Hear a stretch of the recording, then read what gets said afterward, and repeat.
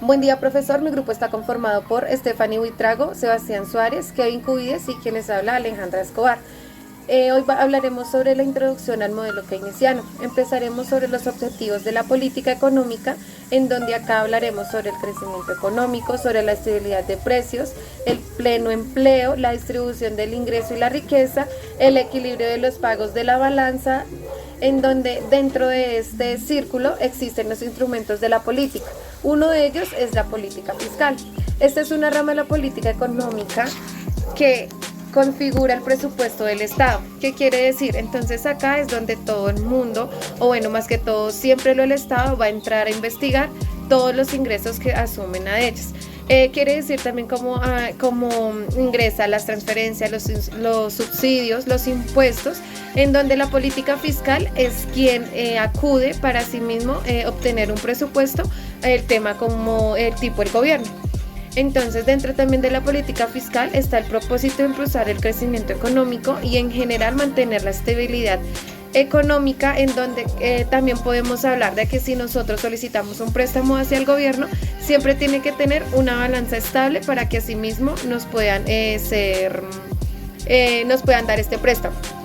Y también, digamos, hablamos en el tema del subsidio, pues en el tema del subsidio ya ellos tienen un presupuesto estable en el cual pues ahí sí ya lo pueden diferir. Dentro de las políticas también existen unas funciones políticas. Una de ellas es la asignación de recursos determinadas sobre el mercado y la otra sobre los estados.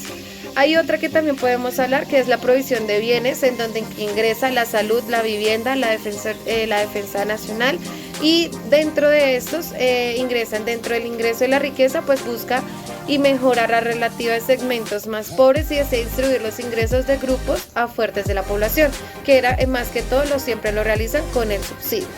En la estabilidad del poder de la compra, dando aquí la moneda y su equivalencia internacional, aquí ya ingresamos a ver mucho más los convenios internacionales que implementarían cada gobierno para sí mismo tener siempre un equilibrio que nos tenga una balanza. Políticos e económicos encontramos el presupuesto del Estado, que consta de los ingresos públicos y el gasto público. Podemos decir que el ingreso público corresponde al dinero en forma de impuestos, tasas e ingresos patrimoniales de las empresas públicas. En el gasto público podemos decir que estos comprenden tanto el dinero empleado por el gobierno para suministrar los bienes y servicios que nos dan a nosotros los ciudadanos, como las transferencias y los dineros de algunas personas del gobierno que realizan para recibir, no para lucrarse ellos mismos, sino que no esperan nada a cambio. Bueno, dentro de la política fiscal encontramos la política fiscal expansiva y la política fiscal restrictiva. Dentro de la política fiscal expansiva podemos decir que esta se ejecuta para estimular el crecimiento económico y asimismo crear empleo para la sociedad. Dentro de la política fiscal restrictiva, esta dice que se ejecuta cuando la economía conoce un periodo de excesiva expansión y tiene la necesidad de frenarse para evitar los precios y que esto cause una inflación dentro de la economía del país.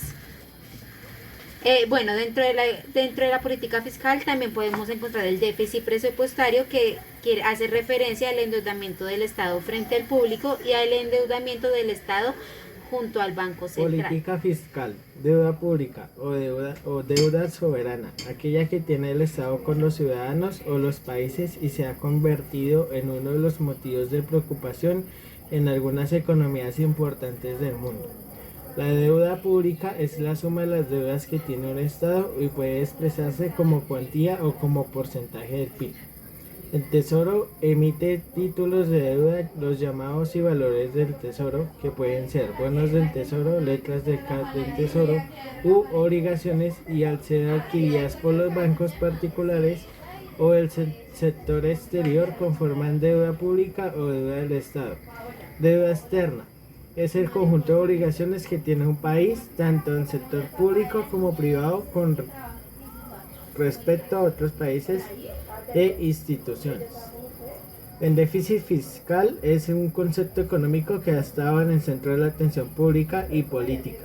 Se refiere al desequilibrio entre los ingresos y los gastos del gobierno en un periodo determinado.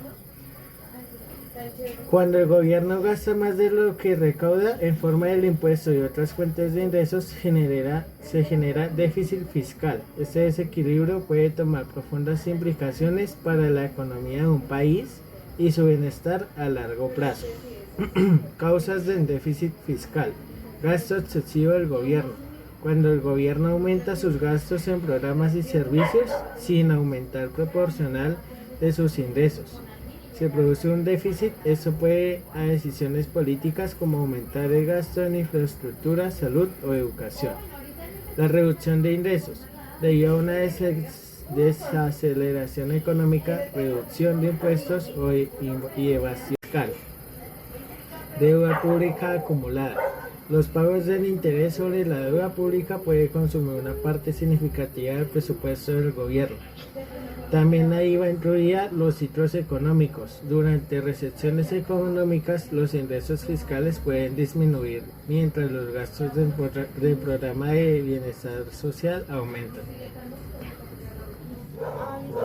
Bueno, conforme a lo que decía mi compañero anteriormente, yo les voy a hablar sobre las consecuencias del déficit fiscal.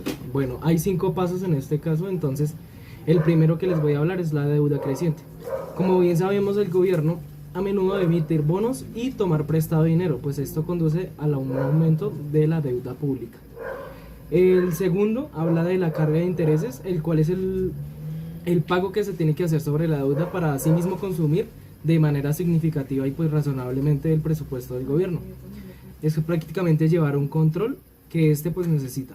El tercero es la presión inflacionaria, el cual habla del déficit a través de la emisión del dinero, claro que puede generar prestaciones inflacionarias en la economía. El cuarto dice que menos inversión en el sector privado. Cuando el gobierno compite con los demás por fondos con el sector privado, puede reducir la inversión y el crecimiento económico. Y por último, hablamos de la pérdida de confianza de los inversores. Un déficit crónico que puede llevar a una pérdida de confianza en los inversores prácticamente puede resultar en las tasas de intereses más altas y un acceso limitado al financiamiento, cosa que nos va a perjudicar mucho a nosotros. Bueno, ¿cómo podemos solucionar este déficit fiscal? Acá podemos ver que el aumento de impuestos prácticamente va a generar ganancias y asimismo esas ganancias se pueden distribuir en diferentes ámbitos económicos. El segundo habla de la reducción de gastos, pues ya que ahorrando reduciríamos lo que prácticamente se podría hacer. El tercero es el crecimiento económico. Esto como lo hacemos siguiendo los 2 primeros pasos. El cuarto, las reformas fiscales. Esto contribuye mucho al crecimiento económico, ya que pues las tasas de interés pueden bajar y asimismo pues reducir prácticamente la pobreza, y todo eso influye mucho en este tema. Y el quinto, el control de la deuda, manejar mucho esos temas para asimismo no llevar una financiación mala y llevar una buena administración del dinero del país.